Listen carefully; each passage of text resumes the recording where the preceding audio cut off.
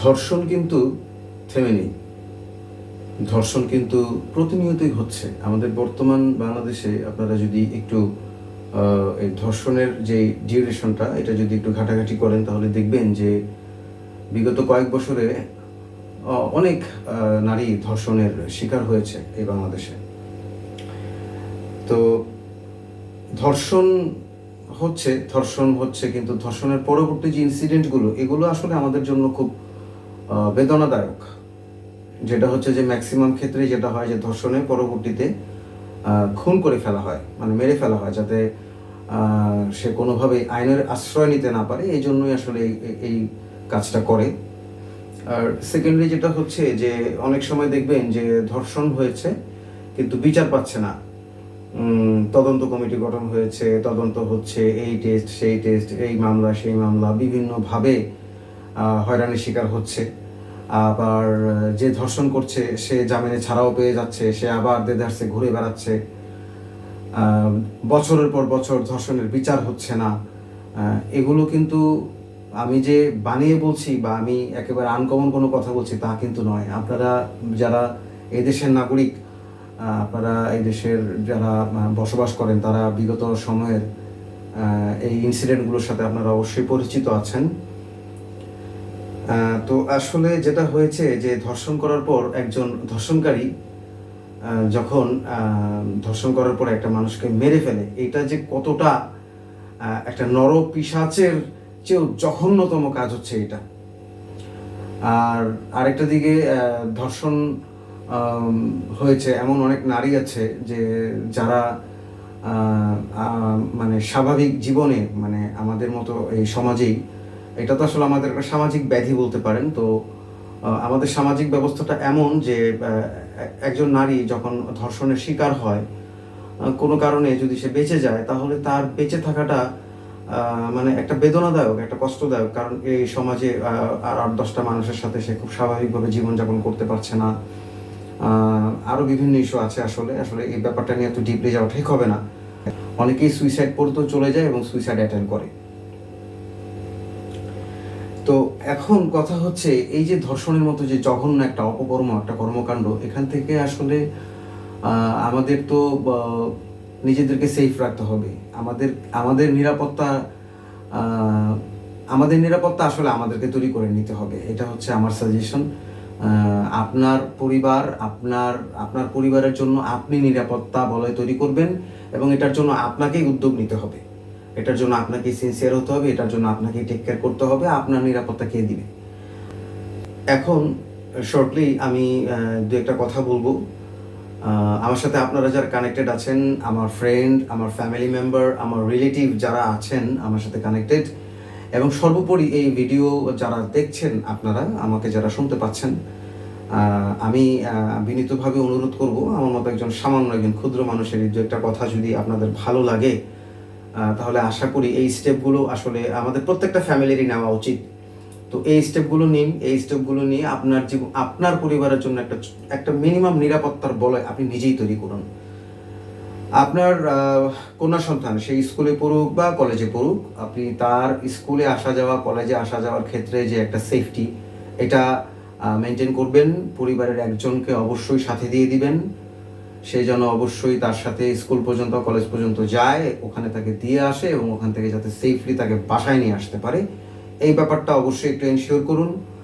আর আপনার সন্তান যদি কোনো কোচিং সেন্টারে নিয়মিত যাওয়া আসা করে স্কুলের পাশাপাশি, তাহলে আমার রিকোয়েস্ট থাকবে যে যেই কোচিং সেন্টারে সে যাচ্ছে নিয়মিত টিউশন নিতে, সেই কোচিং সেন্টারের পরিবেশটা কেমন, এটা আপনি অবশ্যই একটু যাচাই বাছাই করবেন। পাশাপাশি ওই কোচিং সেন্টারের যেই টিচাররা, তাদের সম্পর্কে যতটুকু সম্ভব হয় আপনি একটা খোঁজ খবর নিয়ে তারপর আপনি আপনার সন্তানকে সেই কোচিং সেন্টারে দিবেন। আর আরেকটা ব্যাপার হচ্ছে যে আপনার সন্তান কার সাথে মিশতেছে, কী ধরনের বন্ধুর সাথে চলতেছে, এটা অবশ্যই আপনি ফলো আপ করবেন এবং এটা ফলো আপ করার রাইট আপনার আছে অ্যাজ এ গার্ডিয়ান হিসাবে। আর সে তার বন্ধুদের সাথে কোথাও যেতে চাচ্ছে, দূরে কোথাও ক্যাম্পিং করতে চাচ্ছে, পিকনিক করতে চাচ্ছে, বা কোনো রিসোর্টে যেতে চাচ্ছে, এই ব্যাপারগুলো আমার মতে আমি বলবো যে এগুলো এড়িয়ে চলাই ভালো। এই ধরনের গ্রুপিং ট্যুরে বা প্রাইভেট ট্যুরগুলোতে এই ধরনের ইনসিডেন্ট বেশি হয় আসলে। আর এগুলো আপনারা দেখেছেন, এই ধরনের কিন্তু হয়েছে। আমি বলবো যে আপনার সন্তান যদি এই ধরনের কোনো রিকোয়েস্ট নিয়ে আপনার কাছে আসে, আপনি যথাসম্ভব চেষ্টা করবেন এটাকে এড়িয়ে চলা এবং তাকে এই ব্যাপারে সচেতন করা। এখন স্মার্ট টেকনোলজির যুগ, সবার হাতে হাতে স্মার্টফোন, প্লাস বাসায় কম্পিউটার আছে, ল্যাপটপ থাকতে পারে। তো অ্যাজ এ গার্ডিয়ান হিসাবে আপনার রাইট আছে আপনার সন্তানের মোবাইল চেক করা, সে কার সাথে মেসেজে কী ধরনের চ্যাটিং করতেছে, হোয়াটসঅ্যাপে সে কার কার সাথে কানেক্টেড, ফেসবুকে তার অ্যাক্টিভিটিসগুলো কী, টিকটকে তার অ্যাক্টিভিটিসগুলো কী, এগুলো অবশ্যই আপনি যাচাই বাছাই করবেন, এগুলো চেক আউট করবেন। একেবারে হাল ছেড়ে দেওয়া ঠিক হবে না, একেবারে হাল ছেড়েও দিয়েন না আপনারা। গার্ডিয়ান হিসাবে এটা আমাদের প্রত্যেকটা পরিবারের এটা আমাদের রাইট আছে, সন্তানদের প্রতি আমাদের এই টেক কেয়ারগুলো করা, তাকে একটা জাজমেন্টের মধ্যে রাখা। এই কাজগুলো করবেন, এই কাজগুলো অবশ্যই করবেন। সন্ধ্যার পরে তাকে বাইরে যেতে দিবেন না, সন্ধ্যার পরে তাকে বাইরে যেতে দিবেন না, যে কোনো প্রয়োজনে, সন্ধ্যার পরে কোনো প্রয়োজনে তাকে বাইরে যেতে দিবেন না। কোনো নারীরই আসলে সন্ধ্যার পরে আমি অ্যাডভাইস করব যারা আছেন, আপনারা একটু সন্ধ্যার পরে না যাওয়াটাই বেটার। কারণ সন্ধ্যার পরে আপনার রাস্তাঘাটে কিন্তু অনেক সময় নিরিবিলি একটা পথের মধ্যে ছিনতাইয়েরও একটা ব্যাপার চলে আসে, ছিনতাই হওয়ার সম্ভাবনা থাকে, বখাটে ছেলেদের আড্ডাপাড্ডা থাকতে পারে, ইফটেজিংয়ের শিকার হতে পারেন। সেক্ষেত্রে আপনি আপনার যে প্রয়োজনগুলো এগুলো আপনি একটু সময়ের মধ্যে সেরে নিন, এগুলো আপনি একটু সময়ের মধ্যে সেরে নিন। বাসায় যদি আপনার প্রাইভেট টিউটর অপশন থাকে, যে বাসায় কোনো প্রাইভেট টিউটর আপনার মেয়েকে পড়াতে আসে, তাহলে সেক্ষেত্রে আমি বলবো যে টিউটর আপনার ঘরে অবস্থানকালীন আপনি অবশ্যই একটু দেখে শুনে রাখবেন এবং দরজা খোলা রাখতে বলবেন। প্রয়োজনে জানালাগুলো খোলা থাকবে। তার টিচার তাকে যতক্ষণ সেখানে পড়াবে আপনি সেই সময়টুকু অবশ্যই আপনি এটা খেয়াল রাখবেন, একটু যাওয়া আসার মধ্যে থাকবেন যাতে ওখানে কোনো প্রকার অপ্রীতিকর পরিবেশ তৈরি না হয়, এটা একটু খেয়াল রাখতে হবে। এখন আসেন আমি আরেকটা বিষয় একটু বলি, যেটা আসলে এটা আমাদের সোশ্যাল প্রবলেম এটা আমাদের আছে। আপনার বাসায় যদি কোনো আপনার যে রিলেটিভ যারা আছে, অনেক সময় দেখবেন যে মূলত ঢাকা শহরে আমাদের গ্রাম থেকে কিন্তু অনেক সময় অনেক রিলেটিভরা বিভিন্ন প্রয়োজনে তারা আমাদের বাসায় আসে, বিভিন্ন প্রয়োজনে আসে। তো তখন তারা বাসায় এসে 2 দিন 3 দিন হয়তো থাকার একটা প্রোগ্রাম হয় বা তারা থাকে তাদের প্রয়োজনে। সেই সময়টা আমি অ্যাডভাইস করব যে আপনার যদি এমন কোনো রিলেটিভ থাকে যাকে আপনি আসলে এই ব্যাপারে একটু সন্দিহান, মানে তার মধ্যে মানে এই ধরনের একটা বা তার ক্যারেক্টারটা সম্পর্কে আপনি একটু আসলে আপনার একটু সন্দেহ আছে, তাহলে আমি রিকোয়েস্ট করব যে এই ধরনের রিলেটিভকে এড়িয়ে চলাই ভালো। আপনার সাথে তার সম্পর্ক কোথায় গিয়ে ঠিকবে, কি হবে না হবে সেটা কিন্তু জরুরি না। জরুরিটা হচ্ছে আপনার পরিবারের সদস্যর সেফটি, আপনার নিরাপত্তা, আপনার সামাজিক সম্মান, এটা হচ্ছে ইম্পর্ট্যান্ট। কর্মজীবী নারীরা যারা আছেন তাদের প্রতি আমার মানে ছোট একটা রিকোয়েস্ট বা সাজেশন থাকবে, সেটা হচ্ছে আপনার অফিসে যদি কোনো প্রকার সেক্সুয়াল হ্যারাসমেন্টের শিকার আপনি হয়ে থাকেন বা হচ্ছেন, এরকম কোনো ইস্যু যদি থাকে, আপনি অবশ্যই আপনার ঊর্ধ্বতন কর্মকর্তা যারা আছে তাদেরকে জানাবেন। আর নিতান্তই যদি আপনি হাই অফিসিয়াল বা ঊর্ধ্বতন কর্মচারী কর্তৃক আপনি যদি সেক্সুয়াল হ্যারাসমেন্টের শিকার হন, সেক্ষেত্রে জব সুইচ করাই ভালো। আর যদি নিতান্তই জব সুইচ করতে না পারেন, তাহলে আমি রিকোয়েস্ট করব যে আপনি নিকটস্থ থানায় আপনি এই ব্যাপারে আপনি অবশ্যই একটা সাধারণ ডায়েরি করে রাখবেন, এটা আপনার নিরাপত্তার জন্য এবং এটা করার রাইট আপনার আছে, এটা আপনি করবেন। আর একটা ব্যাপার হচ্ছে কর্মজীবী নারীরা যারা দীর্ঘ সময় অফিস করে বাসায় ফিরতে ফিরতে যদি যাদের সন্ধ্যা রাত হয়ে যায়, একা সিএনজিতে না ওঠাটাই ভালো হবে। একা সিএনজিতে উঠবেন না, পাবলিক ট্রান্সপোর্টে করে বাসায় আসার চেষ্টা করুন।